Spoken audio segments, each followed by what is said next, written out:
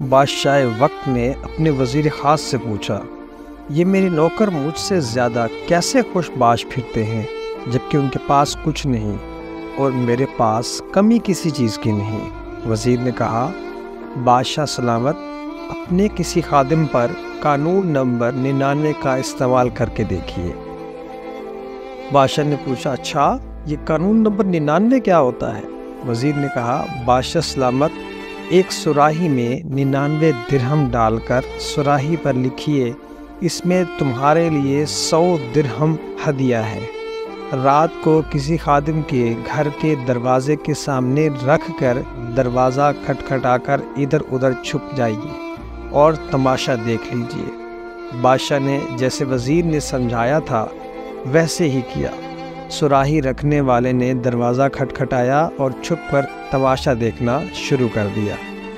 اندر سے خادم نکلا، سراہی اٹھائی اور گھر چلا گیا۔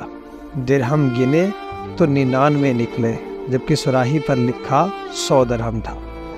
سوچا یقیناً 1 درہم کہیں باہر گر گیا ہوگا۔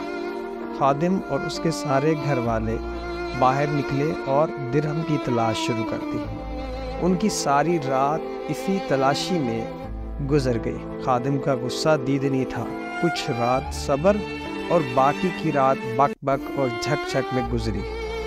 خادم نے اپنی بیوی بچوں کو سست بھی کہا کیونکہ وہ درہم تلاش کرنے میں ناکام رہے تھے۔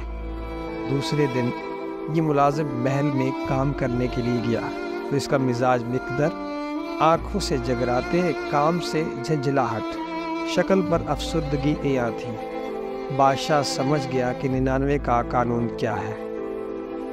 لوگ ان 99 نعمتوں کو بھول جاتے ہیں جو اللہ تبارک و تعالیٰ نے انہیں عطا فرمائی ہوتی ہیں، اور ساری زندگی اس ایک نعمت کے حصول میں سرگردہ رہ کر گزار دیتے ہیں جو انہیں نہیں ملتی، اور یہ والی رہ گئی نعمت بھی اللہ کی کسی حکمت سے رکی ہوئی ہوتی ہے، جسے عطا کر دینا اللہ کے لیے بڑا کام نہیں ہوا کرتا۔